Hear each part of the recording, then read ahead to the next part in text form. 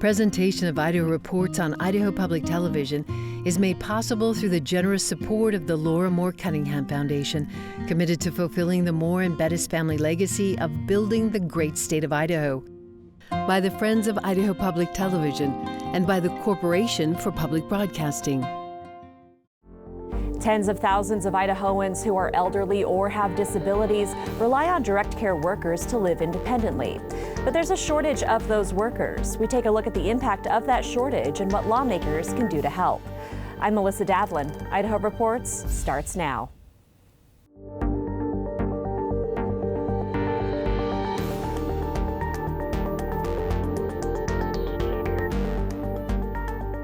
Hello and welcome to Idaho Reports. This week, producer Ruth Brown explores the impacts of Idaho's direct care worker shortage on those who rely on those workers for daily help. Then Kevin Richard of Idaho Education News joins us to discuss Tuesday's election results. But first, let's get you caught up on the week. On Monday, Governor Brad Little announced that he has appointed Judge Cynthia Meyer to Idaho's Supreme Court after this year's retirement of Justice John Stegner. Judge Meyer is a 1st District judge chambered in Kootenai County. Governor Butch Otter appointed Judge Meyer to the 1st District in 2015. Judge Meyer has been the presiding judge in recent litigation over actions taken by North Idaho College's Board of Trustees. This week, members of the legislature's Joint Finance Appropriations Committee took tours of state-run facilities in the Treasure Valley, including the South Idaho Correctional Institution, where officials discussed issues running Idaho's correction facilities. And I think in a lot of historically in how we have designed prison infrastructure, if we've got that wrong. We have taken our more secure infrastructure, we'll have 2-man cells, we'll make it ultra hard. And as people demonstrate that they're doing the right things, that they're making the right decisions, we reward that behavior by putting them in an open dorm, barrack-style housing unit with 150 of their closest friends, with no privacy, with everything's out in the open, and it's a really tough living environment. Coming into this last half of the session with new chairs, new vice chairs, new people on the committee, meeting sometimes for that first day of that, first day of the session in JPAT. And then trying to go through 108 agency budgets and potentially 150 budget decisions. There was a lot to do. One of the ideas the Board of Corrections considered and ultimately approved is a program that we call Expanded CRC, Expanded Community Rehabilitation Centers. These are men and women who, within the last 2 years of their system, to get into a CRC, you're low risk, you're doing all the right things, they're employed in the community, they're working in the community all day, and then they come back to sleep with us at night. They are the single most valuable real estate in our entire system in terms of preparing people for reentry. Yeah, I think a lot of times when we talk about corrections, we're talking about number of beds. And I think the better conversation is making sure that we have the right beds for our system. So we certainly need more capacity, but we need a different kind of capacity. So for us, we have a number of people living in beds of a higher security designation than what we would classify them. And so, as a matter of policy, having minimum custody type beds that can help provide different opportunities for people, it's a good policy, but it's also better math because the right beds are cheaper to build than really secure and hard infrastructure that quite frankly doesn't match the composition of our population. It gives me a lot of perspective. It gives some people needed perspective. It gives some other people a perspective that don't need, right? Because they have some idea about it. For me, it's frustrating. It's really difficult to get that same perspective to the rest of the state. But for us as legislators representing the people, it's good that we know and we come here. We see the true, facts on the ground of what we're budgeting for, what we're appropriating and how that works out. The corrections consumes a lot of the state budget. A lot of people care deeply about public safety and corrections role in it. So I think it really is exciting for them to come out and see firsthand, what corrections is, get to see, the people who live here as well as the people who work here. I know it means a lot to both of those groups, but it's hard. It's It's really hard to describe the value in talking about something versus bringing people out where they can see it. On the Idaho Reports podcast this week, associate producer Logan Finney talked with Twin Falls County Jail Administrator Captain Doug Hughes about measures that jails take to address overcrowding in jails after failed votes to expand those facilities. You can find the Idaho Reports podcast wherever you get your podcasts. A natural gas outage shut down government facilities on the Palouse this week, including city, school, and court buildings between Lewiston and Beauville. The University of Idaho in Moscow was also closed Thursday and Friday. A worker on an excavator accidentally hit an underground gas pipe on Wednesday afternoon. According to the Moscow Pullman Daily News, the gas outage affects more than 36,000 households, businesses, and schools. While that pipe is now fixed, it will take a few more days for that gas to be restored to every customer. Idaho Fish and Game has detected chronic wasting disease in Idaho for the first time this hunting season. This time it's in Valley County, which is a different location than previous positive samples in Idaho County. That changes how Idaho Fish and Game manages the disease. That's the hard part about chronic wasting disease, is that there's a really long incubation period. And so when they are exposed to the disease, it may be a year or more before they start showing any signs.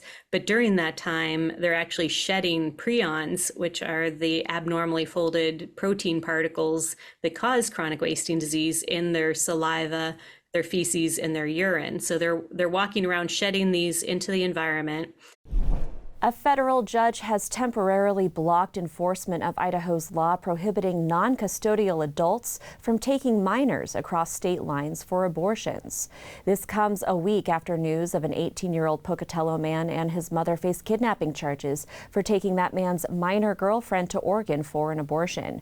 The pair does not currently face charges under the anti-trafficking law. An estimated 33,000 Idahoans rely on direct care workers for daily assistance on tasks like bathing, transportation, and household chores.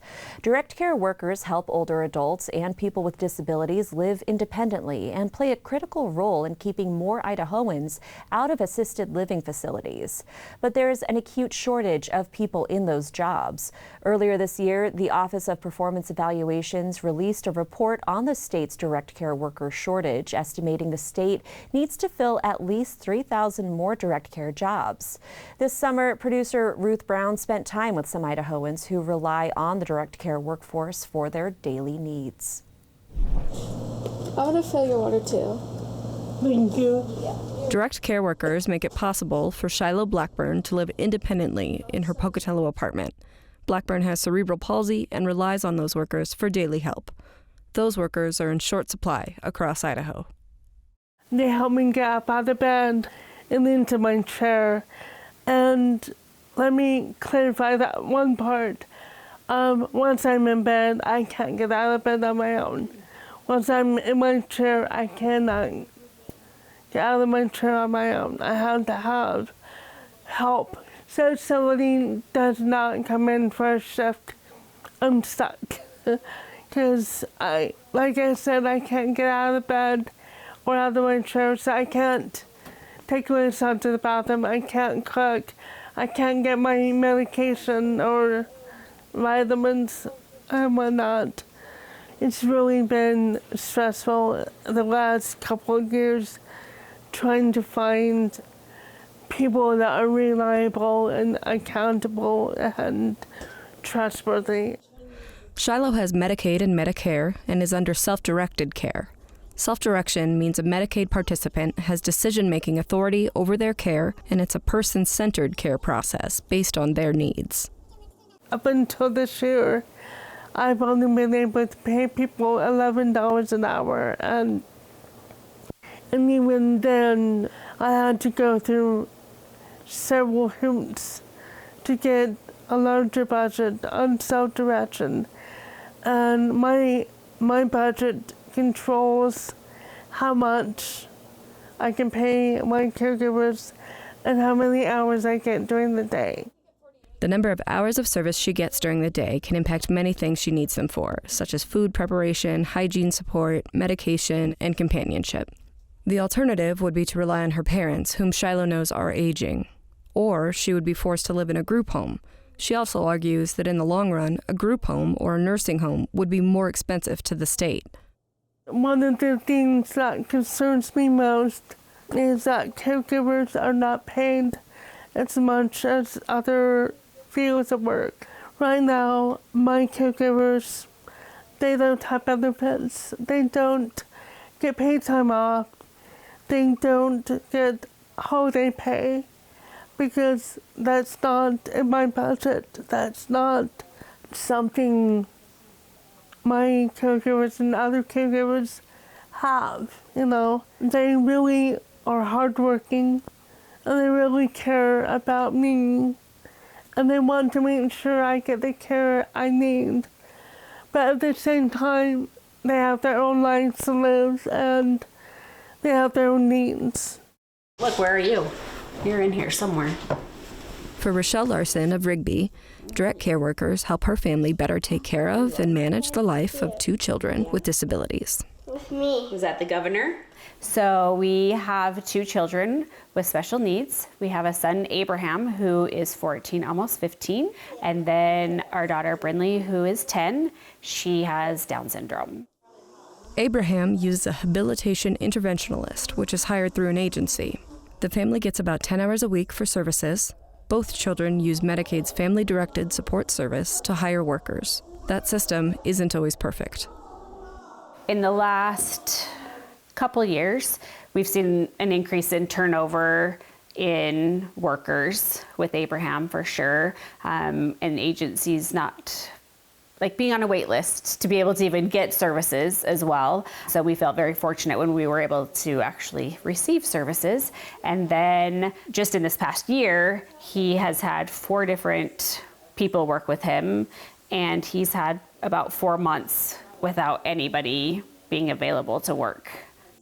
Schedules are very important, and routines, and finding someone that works well with your child and they have a relationship and they start making progress on goals that they're working on, and then the worker leaves for another job, and then we have a transition and we're starting all over again. And so it feels like we make a little bit of progress and then a worker changes or leaves, and then feels like we're starting at square one again. So it just gets frustrating as a parent to see your child make some progress and then regress, and then feels like that cycle just goes over and over and over again.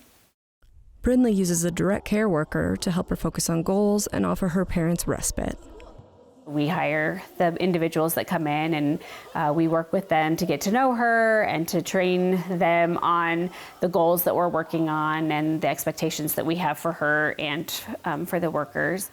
We found that in our area there's a lot of college kids, and so there are people that are looking for jobs, but we can't pay what other businesses are paying, and so it's really difficult to be able to keep workers at a steady rate. Most of ours have another job, and so their hours are very limited to be able to work with our children. We try to bring them into our family and make them part of our family, hopefully to get them to stay and work longer, because we see with her as well, she's very routine oriented. The Larson family tries to supplement their budget when they can, but Rochelle knows they can make more at other jobs.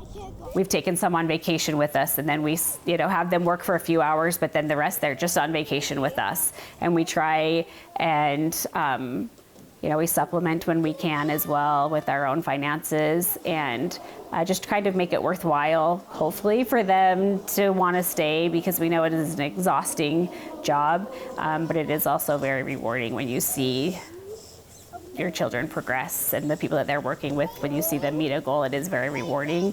And so for us, I think we just really try to make them be part of our family so they never want to leave us. Rochelle's seen the benefits of having a good care worker and stressed that the value of that is something that needs to be reflected in their wages. I feel like that's a big reason why we have such a shortage, and because it is an exhausting job. It's hard to work with individuals with disabilities because it's either physically hard, with our son Abraham, it's mentally and physically draining. And so to be compensated for that work would be amazing, because we value that so much. I know our family couldn't do a lot of the things that we do, typical things that families take for granted if we didn't have that extra support and care in our home. I feel like sometimes maybe government and even outside, just people in general feel like they're just glorified babysitters or someone there to help watch your kid when they're doing a lot more. They are working on goals and outcomes and trying to help our children be able to contribute to society. That same report had recommendations for how to address the worker shortage. More pay. The state sets Medicaid payment rates, and direct care providers rely on those rates to pay their workers and provide services. On Thursday, the Our Care Can't Wait Coalition held a legislative luncheon to address what the legislature could do to help. The most direct thing that Idaho could do to support a sustainable direct care workforce is to address the Medicaid rates. So Ryan walked through the 4 different components that go into the Medicaid rates.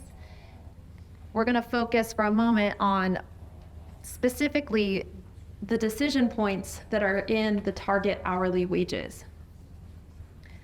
The first thing that we recommended was that to take a look at how we are setting what that target hourly wage is. Right now, most of the Medicaid services sort of have one occupational benchmark that they compare to. Maybe that is a home health aide, maybe that's a personal care assistant as reported by the Bureau of Labor Statistics.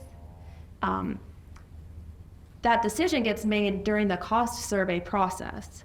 I think our suggestion was that we look at what those benchmarks are and maybe consider using a group of occupations instead of a single one.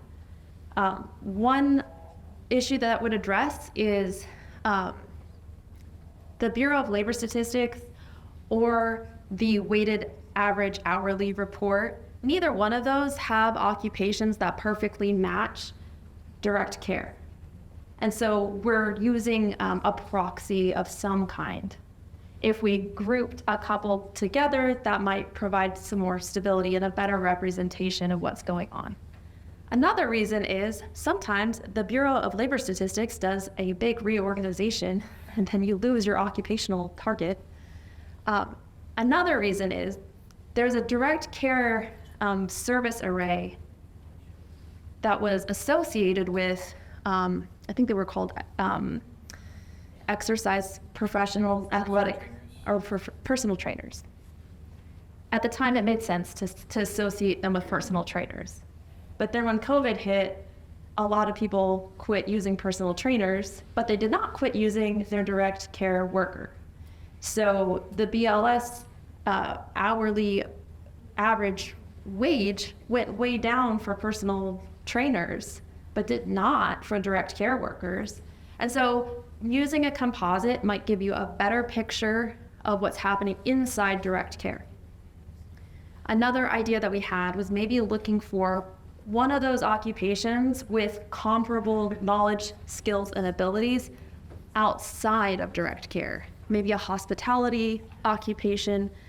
We didn't feel that we had enough to specifically suggest the code, but if you use something outside that is a direct competitor of direct care, that might help also give you a better picture of what the market wage would be. This might be the most important one out of all of our recommendations, and that's to adjust rates more frequently. A lot of Medicaid services have a Medicare comparable service. A lot of Medicaid services automatically adjust when Medicare adjusts.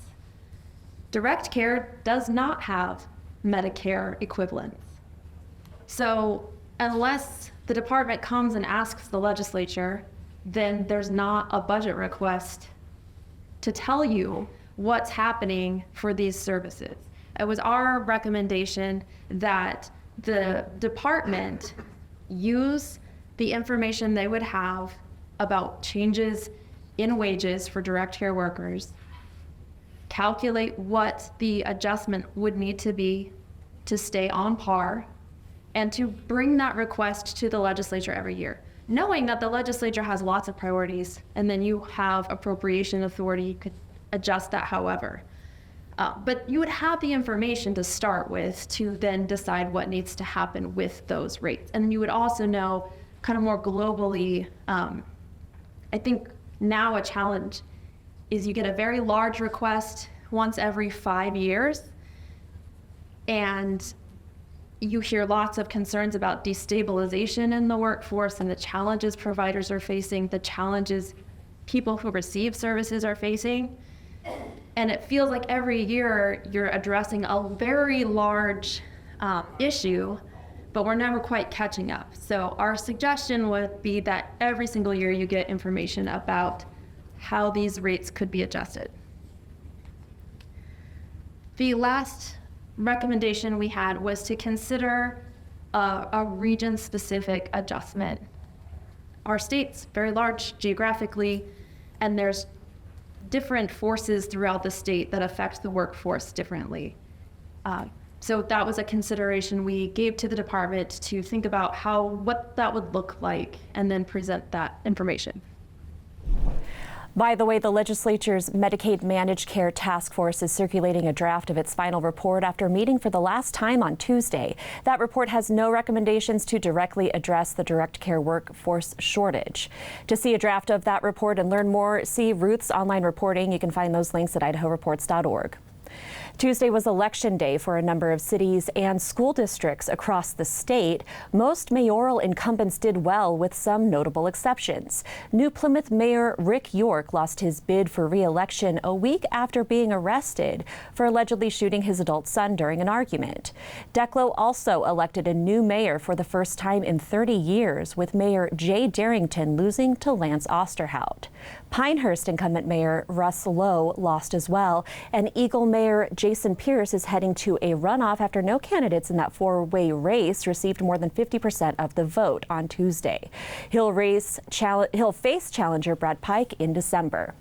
Joining us to discuss those school board races is Kevin Richard of Idaho Education News. Kevin, these are hyper-local elections. What stood out to you on Tuesday?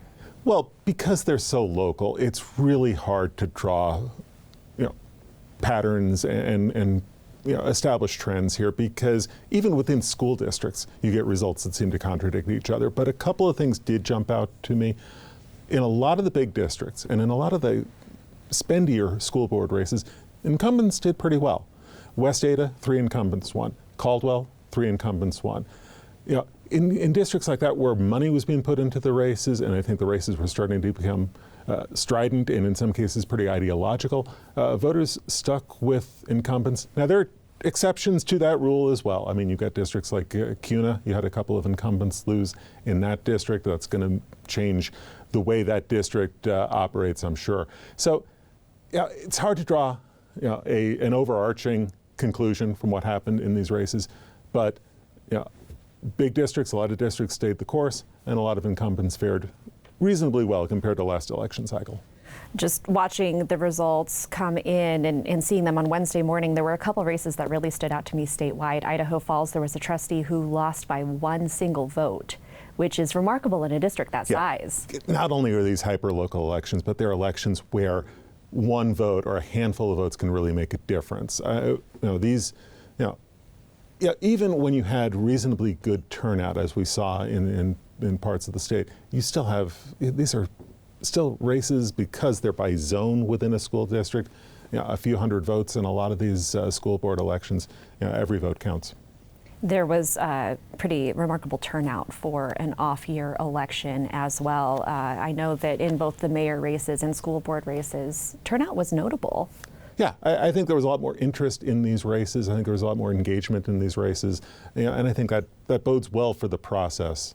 Let's talk a little bit about spending from the candidates. I know that was something that you were tracking in some of these major races. It's something we're tracking, and we're going to have to continue to track, because under state sunshine laws, candidates and campaign treasurers don't really have to turn in that big campaign finance report until after the election. So even as we were getting ready to go on this morning, I was looking at some of the sunshine reports that were filed after the election. Some things we do know. In West Ada, he had a trustee candidate, Tom Moore, who loaned his campaign $50,000. It turns out it doesn't look like he spent it all. According to the report that he filed after the election, he spent about $10,000. That's still quite a bit for a school board election. He didn't win. I think he only got about 34% of the vote, if I remember right. Coeur d'Alene, open race for trustee James McAndrew, won that race over a Kootenai County Republican Central Committee endorsed candidate. McAndrew spent more than $20,000. This is quite a bit of money to start to see going into school board elections. I mean, this is starting to get to be what we would normally expect to see in a legislative election. To be clear, these are volunteer positions, unlike the legislative positions, which are paid, although modestly. Right. I mean, these are unpaid positions, except if you count the trustees are paid in agony because they get so much grief from their patrons. So it is kind of strange to see this kind of money going into these elections, but I think that's the trend that we're going to see in the future. I think the price of admission for trustee races is going up. That's pretty remarkable. Let's talk a little bit about some of the bonds and levies that we have about 2 minutes left. You were keeping an eye on a handful around the state. Some passed, some failed. Right, and I think here you do see some patterns that we've seen before. It's tough to pass a bond issue. Anytime you run a bond issue, whether you run it in May or August or November, the two that were on the ballot on Tuesday both failed. Pocatello, this was the one that was really interesting because a lot of the work that was proposed for this $45 million bond issue would have been to renovate and mitigate some of the damage from that fire at Highland High School in April. That bond issue failed. They got 56% of the vote, but you need 2/3. Shelley had almost a $70 million bond issue for a high school. They didn't even get a majority. Now, the supplemental levies, almost all of those passed. 10 of 12 passed around the state. We've talked about this so many times over the years, but the fact that you need a supermajority, 66.9%, to pass a bond in this state means that you can get a good, solid majority of voters supporting a bond issue, like we saw with the Ada County Jail. Right. 65, almost 66% of voters, less than 1% of voters made a difference in that Ada County Jail bond. And that's what we're seeing with some of these school bonds. And I think what you will see with those two districts quite likely, quite possibly, is that they're going to come back with something maybe as early as May. Pocatello already talking about perhaps running another bond issue in May, because I think the school officials will tell you that the need isn't going to go away between now and spring. And we have about 30 seconds left, but let's talk about some of those needs and how school districts might have to correct course moving forward. Yeah, I think that's going to be really interesting to see what does Pocatello do, because they're already kind of scrambling to accommodate students after the fire at Highland High School. You know, and what does a district like Shelley do when they were looking for a new high school? It's hard to make those changes along the way.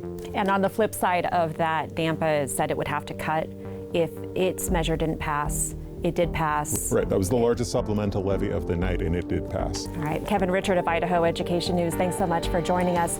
And thank you for watching. We have more online at idahoreports.org. We'll see you next week.